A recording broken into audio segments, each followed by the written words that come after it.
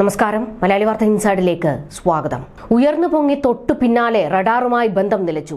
ആകാശത്ത് വട്ടമിട്ട് പറന്ന് air India വിമാനം.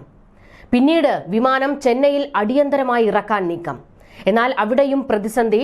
ലാൻഡിങ്ങിന് ശ്രമിക്കവേ റൺവേയിൽ മറ്റൊരു വിമാനം. ഭീതിയുടെ മണിക്കൂറുകൾ. 2 മണിക്കൂറോളം എയർ ഇന്ത്യ വിമാനം യാത്രക്കാരെ ഭയത്തിലാഴ്ത്തി. ജീവൻ തിരികെ കിട്ടില്ല എന്ന് യാത്രക്കാർ ഭയപ്പെട്ട നിമിഷം. ഒടുവിൽ പൈലറ്റിന്റെ ഒരാളുടെ മനസാന്നിധ്യം കൊണ്ട് മാത്രമാണ് ചെന്നൈയിൽ ലാൻഡിംഗ് നടത്താൻ കഴിഞ്ഞത്. ചെന്നൈയിലും ഇറക്കാനാകാതെ 1 മണിക്കൂറോളമാണ് ആകാശത്ത് വിമാനം വട്ടമിട്ട് പറന്ന് നടക്കേണ്ടി വന്നത്. ഈ സമയം അത്രയും യാത്രക്കാരെല്ലാവരും ഭയന്ന് നിലവിളിക്കുന്നുണ്ടായിരുന്നു. തിരുവനന്തപുരത്ത് നിന്ന് ഡൽഹിക്ക് പുറപ്പെട്ട എയർ ഇന്ത്യ വിമാനത്തിൽ കേരള എംപിമാരും ഉണ്ടായിരുന്നു.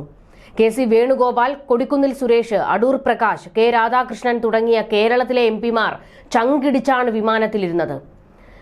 റഡാറുമായി ബന്ധം നഷ്ടപ്പെടുകയും ചെന്നൈ വിമാനത്താവളത്തിലെ അടിയന്തര ലാൻഡിംഗ് സമയത്ത് മറ്റൊരു വിമാനവുമായി കൂട്ടിമുട്ടൽ ഒഴിവാകുകയും ചെയ്യുകയായിരുന്നു.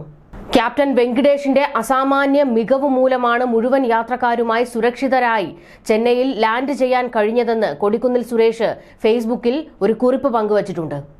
വലിയ അപകടത്തിൽ നിന്നാണ് ഞങ്ങൾ രക്ഷപ്പെട്ടതെന്ന്, യാത്രക്കാരെല്ലാവരും സുരക്ഷിതരാണ് എന്നും അദ്ദേഹം കുറിപ്പിൽ പങ്കുവച്ചിട്ടുണ്ട്. സ്ഥിരം പ്രതിസന്ധി സൃഷ്ടിക്കുന്ന എയർ ഇന്ത്യക്കെതിരെ പൊട്ടിത്തെറിക്കുകയായിരുന്നു കെ.സി. വേണുഗോപാൽ. യാത്രക്കാരുടെ ജീവൻ ഒരു വിലയും ഇല്ലേ എന്നാണ് അദ്ദേഹം ക്ഷുഭിതനായി ചോദിച്ചത്.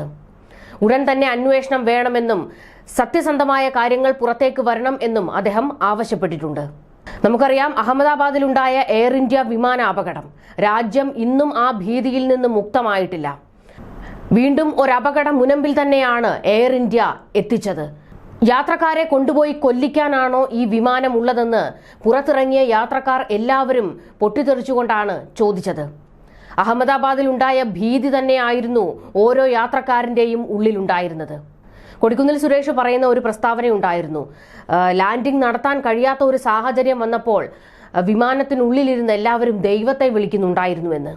അത്രത്തോളം ഭീതിതമായ ഒരു അന്തരീക്ഷമായിരുന്നു 2 മണിക്കൂർ നേരം ഉണ്ടായതെന്ന് അദ്ദേഹം വ്യക്തമാക്കുന്നു. എയർ ഇന്ത്യയുടെ AI-2455 വിമാനമാണ് ചെന്നൈയിൽ അടിയന്തര ലാൻഡിംഗ് നടത്തിയിരിക്കുന്നത്. കഴിഞ്ഞ ദിവസം വൈകിട്ട് 7:15 തിരുവനന്തപുരത്ത് നിന്ന് പറന്നുയരേണ്ട വിമാനം അരമണിക്കൂറോളം വൈകിയാണ് അവിടുന്ന് പുറപ്പെട്ടത്. 1 മണിക്കൂർ പറന്ന ശേഷം സാങ്കേതിക തകരാർ കണ്ടെത്തിയത്. ഒന്ന് ഓർത്തു നോക്കണം, 1 മണിക്കൂർ വിമാനം ആകാശത്ത് പറന്നതിന് ശേഷമാണ് ഈ ഒരു തകരാറ് പോലും കണ്ടെത്തിയത്. തുടർന്നാണ് ചെന്നൈയിൽ ലാൻഡ് ചെയ്യാൻ നിർദ്ദേശം കിട്ടുന്നത്. മറ്റൊരു വിമാനത്തിൽ യാത്രക്കാരെ ഡൽഹിയിൽ എത്തിക്കും എന്നാണ് ഇപ്പോൾ എയർ ഇന്ത്യ അധികൃതർ അറിയിച്ചിരിക്കുന്നത്. വിമാനം പറന്നുയർന്ന് ഏകദേശം 1 മണിക്കൂർ കഴിഞ്ഞപ്പോൾ പൈലറ്റിന്റെ അറിയിപ്പ് കേട്ടു. സാങ്കേതിക തകരാറുണ്ട് എന്ന് കേട്ടപ്പോൾ തന്നെ എല്ലാവരും ഞെട്ടിയിരുന്നു എന്ന് കെ.സി. വേണുഗോപാൽ പറയുന്നു. എന്നിട്ടും ലാൻഡിങ്ങിന് വീണ്ടും 1 മണിക്കൂറിലേറെ എടുത്തപ്പോൾ ശ്വാസം അടക്കി പിടിച്ചാണ് ഇരുന്നത്. 4 എംപിമാർ മാത്രമല്ലല്ലോ, ഇത്രയും യാത്രക്കാരുടെ ജീവനല്ലേ എന്നും കെ.സി. വേണുഗോപാൽ ചോദിച്ചു. ചെന്നൈ വിമാനത്താവളത്തിന് മുകളിൽ പറന്ന് ഇന്ധനം തീരാറായപ്പോഴാണ് പിന്നീട് ലാൻഡിങ്ങിന് ശ്രമിച്ചത്. ലാൻഡിങ്ങിനായി ഇറങ്ങുമ്പോഴാണ് റൺവേയിൽ മറ്റൊരു വിമാനമുണ്ടെന്ന അറിയിപ്പ് വരുന്നത്. ഞങ്ങളുടെ വിമാനം വീണ്ടും മുകളിലേക്ക് പറന്നു. ഇതോടെ സാങ്കേതിക തകരാറിനപ്പുറം ആശയവിനിമയത്തിലും പ്രശ്നങ്ങൾ ഉണ്ടായി എന്ന് മനസ്സിലായി. പൈലറ്റിന്റെ മനസാന്നിധ്യമാണ് ഞങ്ങൾക്ക് തുണയായത്. ചെന്നൈയിൽ ഇറങ്ങിയ ഉടൻ അധികൃതരെ വിളിച്ച് ശക്തമായ ഭാഷയിൽ പ്രതിഷേധം അറിയിച്ചതായും ഔദ്യോഗികമായി അന്വേഷണം ആവശ്യപ്പെട്ട് പരാതി നൽകുമെന്നും കെ.സി. വേണുഗോപാൽ പറഞ്ഞു. രക്ഷപ്പെട്ടത് മഹാഭാഗ്യം കൊണ്ടാണെന്നായിരുന്നു അടൂർ പ്രകാശിന്റെ പ്രതികരണം. ചെറിയ ഒരു കാര്യമാണോ സംഭവിച്ചത്? പറന്നുയർന്ന് 1 മണിക്കൂർ കഴിയുമ്പോഴാണ് ഒരു തകരാർ വിമാനത്തിനുണ്ട് എന്ന് പോലും ഇവർക്ക് മനസ്സിലാകുന്നത്. അങ്ങനെയാണ് അനൗൺസ്മെന്റ് വരുന്നത്. ചെന്നൈയിൽ അടിയന്തര ലാൻഡിങ്ങിനുള്ള ശ്രമവും തുടങ്ങിയെന്ന് പൈലറ്റ് അനൗൺസ് ചെയ്യുന്നുണ്ടായിരുന്നു. എന്നാൽ എന്നിട്ടും കഴിയുന്നില്ല. വീണ്ടും 1 മണിക്കൂർ ഇങ്ങനെ പറക്കേണ്ടി വരിക. നിലത്തിറങ്ങാൻ കഴിയുമോ എന്ന് പോലും ആശങ്കയായിരുന്നു. ഒന്ന് ഓർത്തു നോക്കണം, ആ സമയം വിമാനത്തിലുണ്ടായിരുന്ന ഓരോ മനുഷ്യരുടെയും മാനസികാവസ്ഥ എന്തായിരുന്നിരിക്കും. എല്ലാവരും കരഞ്ഞു വിളിക്കുന്നുണ്ടായിരുന്നു. സ്ത്രീകൾ സ്വന്തം മക്കളെ ചേർത്ത് പിടിക്കുന്നുണ്ടായിരുന്നു. കുറേയധികം പേർ പ്രാർത്ഥിക്കുന്നുണ്ടായിരുന്നു. എന്നിട്ടും യാത്രക്കാർ പരിഭ്രാന്തരാകാതിരിക്കുന്നതിന് വേണ്ടി പൈലറ്റ് ഇടയ്ക്കിടെ നിർദ്ദേശം നൽകിക്കൊണ്ടേയിരുന്നു. ആരും ഭയക്കേണ്ടതില്ല, എങ്ങനെയും ചെന്നൈയിൽ ലാൻഡ് ചെയ്യിക്കും എന്നൊക്കെ. പിന്നീടാണ് ലാൻഡ് ചെയ്യാൻ സാധിച്ചത്.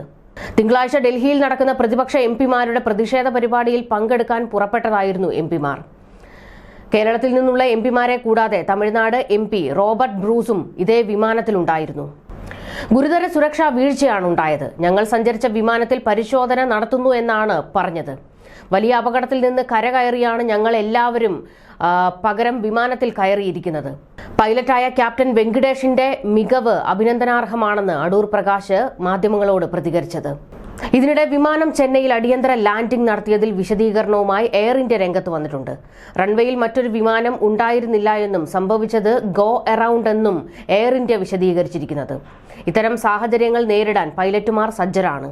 റൺവേയിൽ മറ്റൊരു വിമാനം ഉണ്ടായിരുന്നുവെന്ന വാദവും എയർ ഇന്ത്യ ഇപ്പോൾ തള്ളിക്കളയുകയാണ്. ചെന്നൈ ATS നിർദ്ദേശിച്ചതിനാലാണ് വീണ്ടും വിമാനം ഉയർത്തിയത്. റൺവേയിൽ മറ്റൊരു വിമാനം കാരണം ലാൻഡിംഗ് ശ്രമം അവസാന നിമിഷം ഉപേക്ഷിച്ചെന്ന് വിമാനത്തിലെ ജീവനക്കാർ അറിയിച്ചുവെന്നാണ് എംപിമാർ പറഞ്ഞത്. സാങ്കേതിക പ്രശ്നത്തെ തുടർന്നുള്ള മുൻകരുതലിനായാണ് ചെന്നൈക്ക് വഴിതിരിച്ചുവിട്ടതെന്നും അടിയന്തര ലാൻഡിംഗ് നടത്തിയതെന്നുമാണ് എയർ ഇന്ത്യ ഇപ്പോൾ പറയുന്നത്. ചെന്നൈയിൽ തന്നെയാണ് വിമാനത്തിന്റെ പരിശോധന നടത്തുന്നതെന്നും പകരം സൗകര്യം സജ്ജമാക്കിയിട്ടുണ്ട് എന്നും എയർ ഇന്ത്യ വക്താവ് വ്യക്തമാക്കിയിരിക്കുന്നത്. എംപിമാരടക്കം 160 പേരുടെയും പരിശോധന പൂർത്തിയായെന്നും ഇവരെ മറ്റൊരു വിമാനത്തിൽ അവർക്ക് യാത്ര ക്രമീകരിച്ചു കഴിഞ്ഞുവെന്നും എയർ ഇന്ത്യ വക്താവ് പിന്നീട് വ്യക്തമാക്കുകയായിരുന്നു. സാങ്കേതിക തകരാറിന്റെ കാരണം കണ്ടെത്തുന്നതിനായി എയർ ഇന്ത്യ ആഭ്യന്തര അന്വേഷണം പ്രഖ്യാപിച്ചിട്ടുണ്ട്. കൂടാതെ directorate general of civil aviation സംഭവത്തെക്കുറിച്ച് വിശദമായ അന്വേഷണത്തിനും നീക്കം തുടങ്ങിയിട്ടുണ്ട്. ഒരു വിമാനാപകടം എന്ന് കേൾക്കുമ്പോൾ ഇപ്പോൾ ഓരോ ഇന്ത്യക്കാരനും ഭയമാണ്. എല്ലാവരുടെയും ഉള്ളിൽ ഉള്ളത് അഹമ്മദാബാദിൽ നടന്ന ആ വിമാന അപകടം തന്നെയാണ്. ആ കരച്ചിൽ നമ്മൾ കണ്ടതാണല്ലോ.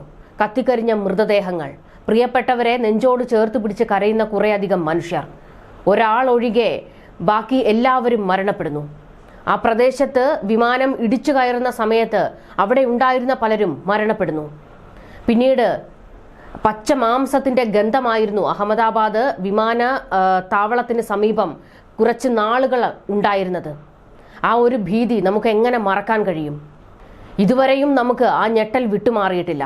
2025 ജൂൺ 12 അഹമ്മദാബാദിലെ സർദാർ വല്ലഭായ് പട്ടേൽ അന്താരാഷ്ട്ര വിമാനത്താവളത്തിൽ നിന്ന് ടേക്ക് ഓഫ് ചെയ്ത ഉടൻ എയർ ഇന്ത്യയുടെ ബോയിങ് 787-8 ഡ്രീം ലൈനർ വിമാനമാണ് തകർന്നു വീണത്. ഈ അപകടത്തിൽ വിമാനത്തിലുണ്ടായിരുന്ന 242 പേരിൽ ഒരാൾ ഒഴികെ എല്ലാവരും മരണപ്പെട്ടിരുന്നു. കൂടാതെ വിമാനം തകർന്നു വീണ മെഡിക്കൽ കോളേജ് ഹോസ്റ്റലിലെ 5 വിദ്യാർത്ഥികൾ മരിക്കുകയും 40-ലധികം പേർക്ക് പരിക്കേൽക്കുകയും ചെയ്തിരുന്നു. അപകടത്തിന്റെ യഥാർത്ഥ കാരണം കണ്ടെത്താൻ ഇപ്പോഴും അന്വേഷണം നടന്നുകൊണ്ടേയിരിക്കുകയാണ്. എന്നിരുന്നാലും പുറത്തു വന്ന ചില പ്രാഥമിക റിപ്പോർട്ടുകളും സൂചനകളും ഇങ്ങനെയായിരുന്നു. എഞ്ചിനുകളുടെ പ്രവർത്തനം നിലച്ചു. വിമാനം പറന്നുയർന്ന നിമിഷങ്ങൾക്കകം 2 എഞ്ചിനുകളുടെയും പ്രവർത്തനം നിലച്ചതാണ് അപകടത്തിന് കാരണം എന്നായിരുന്നു പ്രാഥമിക റിപ്പോർട്ടിൽ പറഞ്ഞിരുന്നത്. എഞ്ചിനിലേക്കുള്ള ഇന്ധന വിതരണം നിലച്ചതാണ് ഇതിന് പ്രധാന കാരണം. ഇന്ധന നിയന്ത്രണ സ്വിച്ചുകൾ ഓഫ് ചെയ്യപ്പെട്ടു എന്നും പറയപ്പെടുന്നു. വിമാനത്തിലെ ഇന്ധന നിയന്ത്രണ സ്വിച്ചുകൾ ഓഫ് ചെയ്തതാണ് എഞ്ചിനുകൾ നിലയ്ക്കാൻ കാരണമെന്ന് അന്വേഷണത്തിൽ കണ്ടെത്തിയെന്ന് മറ്റൊരു നിഗമനം വന്നു. ഈ സ്വിച്ചുകൾ എങ്ങനെയാണ് ഓഫ് ആയതെന്ന് വ്യക്തമല്ല. കോ പൈലറ്റ് വിമാനം നിയന്ത്രിക്കുമ്പോൾ ഒരു സെക്കൻഡിന്റെ വ്യത്യാസത്തിൽ 2 എഞ്ചിനുകളിലേക്കുമുള്ള സ്വിച്ചുകൾ ഓഫ് പൊസിഷനിലേക്ക് മാറിയതാണെന്നും റിപ്പോർട്ടിൽ പറഞ്ഞിരുന്നു. പിന്നീട് ഒരു സൂചന പുറത്തു വന്നത് പൈലറ്റുമാരുടെ പിഴവായിരുന്നുവെന്ന്. വിമാനം പറന്നുയരുമ്പോൾ സാധാരണഗതിയിൽ ചക്രങ്ങൾ അകത്തേക്ക് വലിക്കേണ്ടതുണ്ട്. എന്നാൽ അപകട സമയത്ത് വിമാനത്തിന്റെ ചക്രങ്ങൾ താഴ്ന്ന നിലയിലായിരുന്നുവെന്ന് വീഡിയോ ദൃശ്യങ്ങളിൽ നിന്ന് മനസ്സിലാക്കാൻ കഴിഞ്ഞിട്ടുണ്ട്. ഇതൊരു പൈലറ്റ് പിഴവായിരിക്കാമെന്നാണ് ചില റിപ്പോർട്ടുകൾ പുറത്തുവന്നത്. കൂടാതെ പൈലറ്റുമാരുടെ ഭാഗത്തു നിന്നുണ്ടായേക്കാവുന്ന മറവിയും അപകടത്തിന് കാരണമായേക്കാമെന്നും റിപ്പോർട്ടിൽ പറഞ്ഞിരുന്നു. ഈ റിപ്പോർട്ടുകൾക്കെതിരെ പൈലറ്റ്സ് അസോസിയേഷൻ ഓഫ് ഇന്ത്യ രംഗത്തെത്തിയിരുന്നു. അപകടത്തിന്റെ ഉത്തരവാദിത്തം പൈലറ്റുമാരുടെ തലയിൽ കെട്ടിവെക്കാൻ ശ്രമിക്കുകയാണെന്ന് അസോസിയേഷൻ ആരോപിച്ചത്. അപകടത്തെക്കുറിച്ച് സമഗ്രമായ അന്വേഷണം ഇപ്പോഴും തുടരുകയാണ്.